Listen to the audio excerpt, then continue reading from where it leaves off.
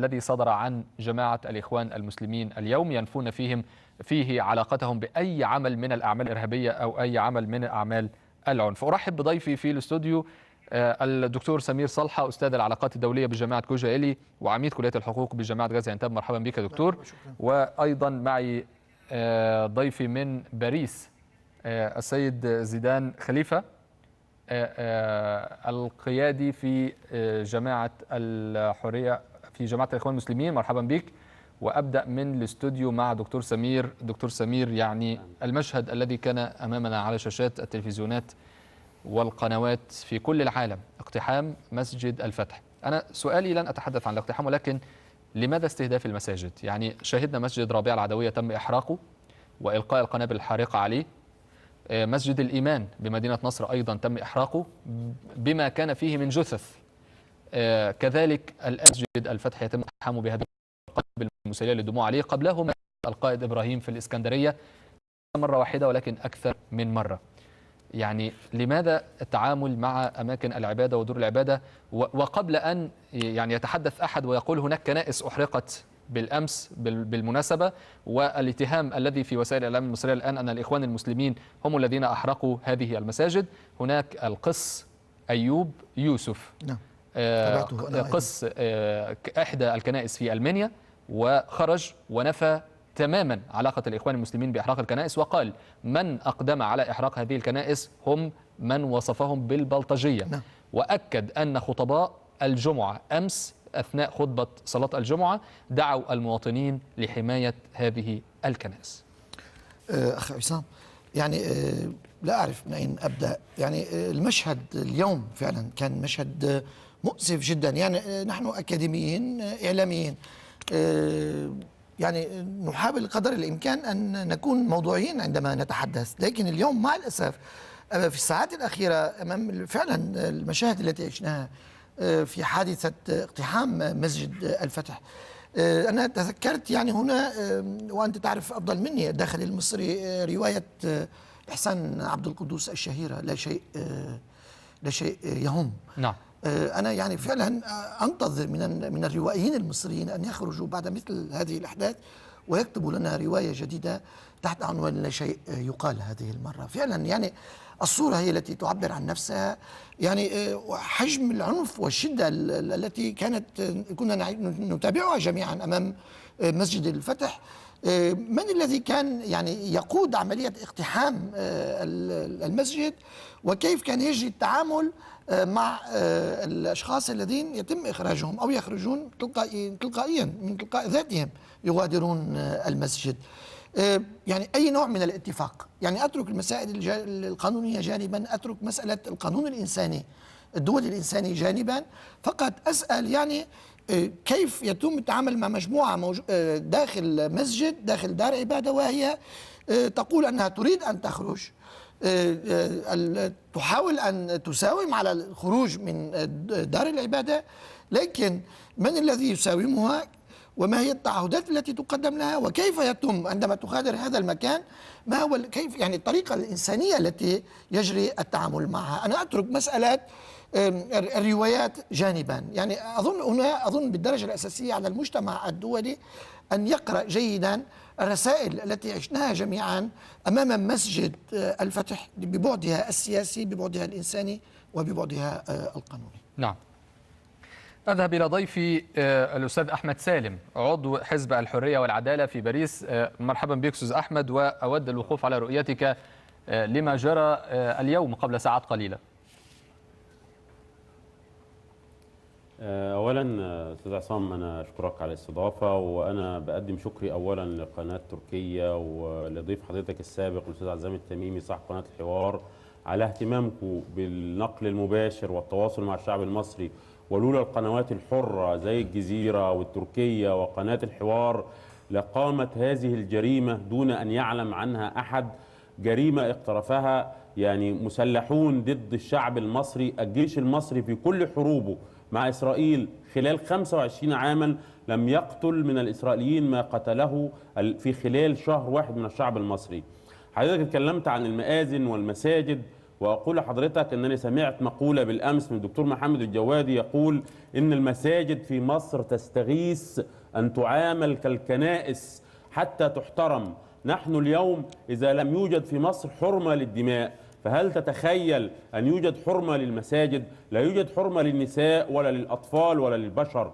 أنتم على الهواء مباشرة نقلتم اعتصام ربع العدوية ونقلتم المظاهرات. هل يعقل في العالم أن يكون هناك اعتصاما مسلحا يقبل المعتصمون أن ينقل هذا الاعتصام على الهواء مباشرة وهو مسلح؟ دعوا كل القنوات الفضائية وجمعيات حقوق الإنسان لتفقد الاعتصام، وحضر من حضر ولم يجد فيها اعتصاما. يا أخي أنا بالأمس تصريح لباتريك كانسيجلي مراسل الجارديان تايمز قال الجارديان الانجليزيه الاكثر من كان في متظاهري رمسيس لم يحملوا سلاح، لا احد يحمل سلاح في رمسيس ولا في رابعه. اليوم يزف المرشد العام للاخوان المسلمين الدكتور محمد بديع ابنه عمار، وابن اخت الامام الشهيد حسن البنا ابن اخته هاله حسن البنا استشهد اليوم في رمسيس، وابنه الدكتور محمد البلتاجي ابنته. كيف تتخيل ان يقول هذه القاده هل في ارهابي في الدنيا بيتظاهر؟ الارهابي بيعمل عمليات ارهابيه ثم يعود.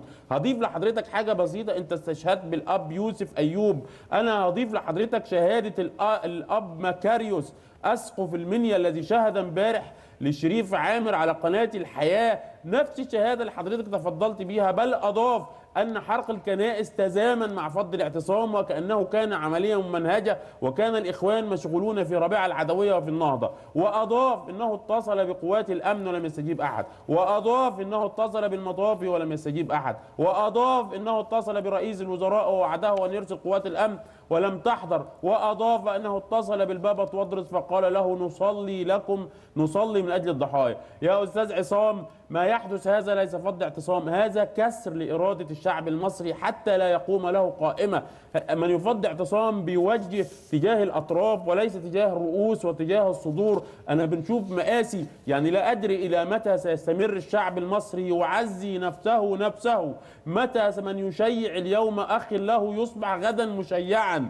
أنا أعتقد أن الشعب المصري سيحتاج كتيبة من علماء الاجتماع وعلماء النفس لعلاج هذا الصدع الذي صدع كل أسرة. أنا شخصيا ابن أختي زوج ابنة أخي ضابط في الشرطة، هو يتهمني أنني إرهابي وأنا أتهمه أنه قاتل. كيف تستقيم العائلات الأسرية؟ هؤلاء كسروا في الشعب المصري أعظم ما فيه وهو السلم الاجتماعي. يعني الواحد يعجز عن الكلام اليوم. دكتور سمير، يعني أخذ من كلام الأستاذ أحمد سالم ومسألة مقتل عدد من أبناء وبنات قيادات جماعة الإخوان المسلمين. يعني لدينا حتى اللحظة ابنة الدكتور محمد البلتاجي في ميدان ربع العدوية، عندها 17 سنة بالمناسبة، ابنة المهندس خيرت الشاطر وزوجها الاثنان، اليوم ابن مرشد جماعة الإخوان المسلمين عمار محمد بديع، وحفيد الإمام حسن البنا ابن ابنته هالة حسن البنا. يعني كذلك هناك ابن لأحد مستشاري الرئيس السابق أو ابنته الرئيس السابق محمد مرسي أيضا قتلت. فيما يخرج علينا أو تخرج علينا وسائل الإعلام مصرية تتحدث عن أن قيادات الإخوان في أماكن آمنة، عائلاتهم في أماكن آمنة، تم تسفيرهم إلى الخارج ليتعلموا في أوروبا وأمريكا ويكونوا في مأمن عن ما يجري، ويضحون بالجماعة ويضحون بمؤيديها حتى يكسبوا تعاطفا من العالم ويكسبوا مقاعد في البرلمان ويكسبوا مش عارف إيه وكل هذا الكلام. فالتعليق حضرتك يعني على هذه الأعداد التي قتلت من أبناء القيادات ومن يعني أولا مرة ثانية أقول لك، أنت تعرف الداخل السياسي المصري وتجارب الإخوان وعلاقتهم دائما بالسلطات السياسية وكيف كان يجري التعامل معهم عبر يعني عقود طويلة من الزمن. المقصود الآن أظن أن النقطة الأساسية التي تريدها الآن السلطة الانقلابية هي إخراج أولا الإخوان، إبعادهم من الساحة السياسية، تهميشهم وتركهم خارج أي مساومات أو خارطة طريق يتحدثون عنها للمستقبل في مصر. الإخوان في مصر الآن يصرون على البقاء في قلب الصورة، ويحاولون أن يثبتوا للمجتمع المصري أنهم يعني دائما في داخل هذه الصورة، ولن يغادروا هذا المشهد بمثل هذه السهولة وهذه البساطة. الآن يعني المواجهة الآن ستتقدم بهذا الشكل: إما أن يقنع الإخوان ويغادروا المشهد من تلقاء ذاتهم، وإما أن يكون هناك تصفية سياسية وجسدية مباشرة كما نعيشها على الأرض في الأسابيع الأخيرة لهذه الكتلة السياسية، ويتم الانتقال على ضوء ذلك إلى مرحلة جديدة جرى الحديث عنها الشهر المنصرم في 3 يوليو المنصرم، خارطة الطريق الجديدة للمصريين ولمصر. اليوم أيضا المؤسف يعني أنه مستشار الرئيس المصري في لقائه مع الصحافة العالمية تحدث بنفس الطريقة وبنفس الأسلوب، يعني شدد أنه ركز في كلامه على أنه هناك جماعات إرهاب، على هناك قوى متطرفة، وأنه الشعب المصري متفق ويقف إلى جانب ووراء القوى السياسية والعسكرية التي تقود الخارطة السياسية الجديدة في مصر. السؤال واضح الذي أنت أشرت إليه: أين هي هذه الخارطة، ومن الذي يساند ويقف إلى جانب هذه المؤسسات؟ لماذا أقول لك؟ قبل ساعات عشنا مع الأسف مجزرة جديدة أمام وداخل مسجد الفتح في القاهرة. القيادات السياسية الدينية أين كانت؟ يعني كان هناك أكثر من نداء من داخل المسجد ومن خارج المسجد أن يدخل الكنيسة إذا كانوا فعلا يتحدثون عن السلم ببعدها الديني، رجال الدين، ويقودوا عملية إخراج الأشخاص المهددين داخل المسجد. ماذا كانت الإجابة؟ ومن الذي تحرك بهذا الاتجاه؟ وما الذي عشناه على الأرض؟ يعني هم الآن لا أعرف أنا شخصيا كيف سيقرؤون المشهد عندما يروا أنه مجموعة من مع الأسف جنود في المؤسسة العسكرية، السلطات رجال الأمن، وجنبا إلى جنب مع البلطجية يقودون عمليات تصفية جسدية مباشرة وقامت بهذه الطريقة. أظن النقطة الأساسية التي سنتابعها جميعا في الساعات المقبلة، لأنه إحدى السيدات التي خرجت من داخل المسجد قالت لنا، حدثتنا عن عملية إنزال من فوق المأذنة، وأن الأشخاص الذين نزلوا هم الذين أطلقوا الرصاص وهم الذين اقتحموا المسجد من فوق إلى جانب القوات التي دخلت من تحت. هذه تساعدنا على قراءة مشهد من الذي أطلق الرصاص. كان في اتهامات مباشرة للإخوان بأنه أشخاص يطلقون الرصاص من فوق المئذنة. هذه النقطة الآن أساسية في الحوار في الساعات المقبلة. طيب أستاذ أحمد، أعود إليك مرة أخرى. يعني هناك ربما نية اتضحت بأن هناك اتجاه نحو تصفية التيار الإسلامي عموما في مصر، وفي مقدمته جماعة الإخوان المسلمين. هناك اليوم تصريحات لرئيس الحكومة المؤقتة حازم الببلاوي يقول إنه اقترح حل جماعة الإخوان المسلمين بشكل قانوني، وقال بأن الحكومة تبحث هذا الاقتراح. يعني ربما سيناريو الأربعينات في عهد النقراشي يعود، وبعده أيضا سيناريو الخمسينات في عهد عبد الناصر نراه الآن. هل تتوقع بأنه من السهل إعادة هذه السيناريوهات في عام 2013؟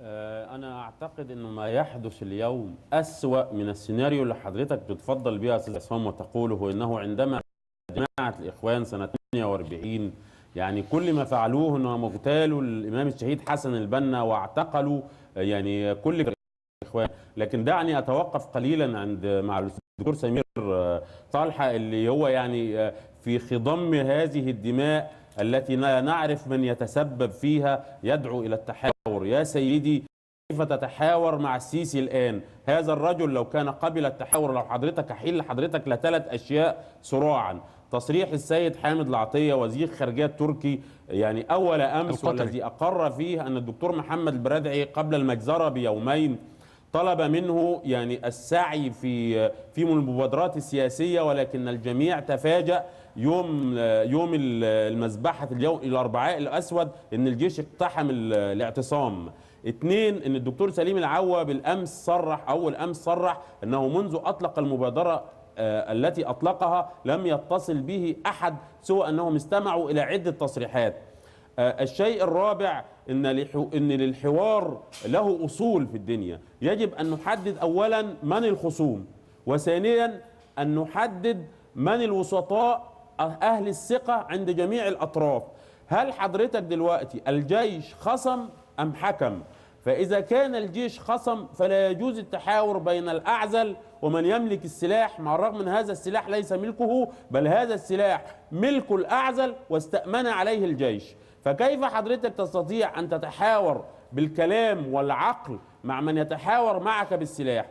يعني كلنا نذكر الحكمة التي تقول كل داء له دواء إلا الحماقة قد أعيت المداوية، وهأتبعها بحكمة لمارتن لوثر بيقول علينا اختيارين في الحياة، إما نعيش معا كالأحياء، إما نعيش معا كالإخوة، أو نموت معا كالحمقى. ما يحدث في مصر هذا تصرف يعني خارج عن العقل. حضرتك بتحلني النهاردة للحوار، فضيلة شيخ الأزهر طرف، البابا توادرس طرف، قل لي من يتدخل الآن للحوار. ثانيا أن الجيش منذ البداية لم يكن له نية في الحوار. وأحيل حضرتك يعني كما قلت سابقا لخطاب الفريق السيسي يوم 26/7 ولتصريح الفريق السيسي لجريدة الواشنطن بوست، والذي كان صريحا يعني وافتقد للذكاء السياسي، وقال أنه كانت مشكلته مع الدكتور محمد مرسي ليس كما ادعى في 3 يوليو أن هناك انقساما في البلد وأن هناك انهيارا اقتصاديا وهناك يعني إقصاء لفصيل، ولكنه صرح مباشرة أن خصومته مع الدكتور مرسي أن الدكتور مرسي رفض أن يتخلى عن مشروعه. ولم نفهم من الفريق السيسي هل مشروعه لإقرار الديمقراطية في مصر أم مشروعه الإسلامي، وأنه عندما صرح الواشنطن بوست قال نفس الكلام، أن الدكتور محمد مرسي كان يحلم بالمشروع الإسلامي. وتبع ذلك ما قاله وزير خارجيته نبيل فهمي في صحيفة ألمانية، وقال أنهم استنجدوا بالجيش ليتخلصوا من الإخوان لأنهم يدعون إلى المشروع الإسلامي.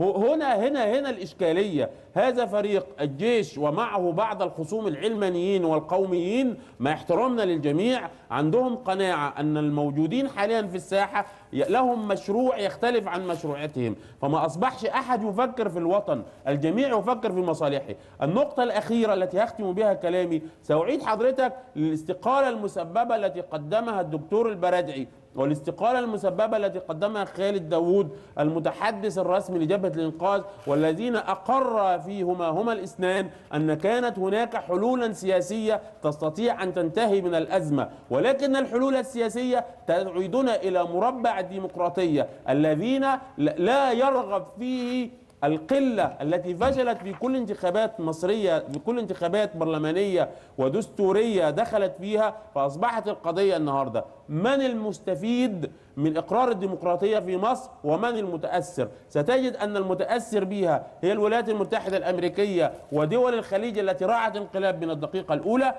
هؤلاء الذين بذلوا أقصى جهد ليس لوقت التجربة الديمقراطية في مصر، بل لوقتها في كل دول الربيع العربي، حتى لا تكون أساسا وقدوة لكل دول الجوار وتهتز عروش هؤلاء الملوك. هذه يا سيدي هي الإشكالية. أنت أمام حرب مصالح لأصحاب سلطات اغتصبوا السلطات إما بالوراثة وإما بالقوة، ولدولة الاستعمار الوحيدة في العالم وهي أمريكا، والكل يعلم أن أمريكا تستعمر عن بعد ولا تستطيع أن تقود شعب إلا من خلال حاكم خائن.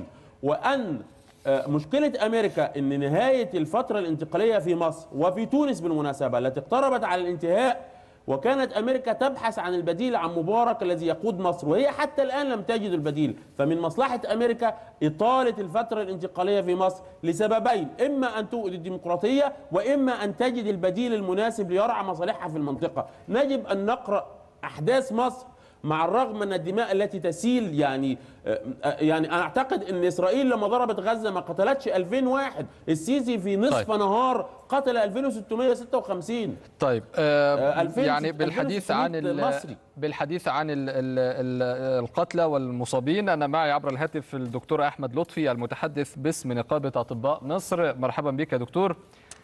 معي تصريح وبيان لوزارة الصحة المصرية تقول فيه بأن 173 شخصا لقوا حتفهم أمس الجمعة في أعمال العنف الذي اندلعت بعد شن القوات حملة على أنصار مرسي إلى آخر هذا الكلام. بينما هناك حديث عن أعداد أخرى ربما تتخطى 200. يعني لو لدى حضرتك معلومات أو أرقام يعني يا ريت تطلعنا عليها.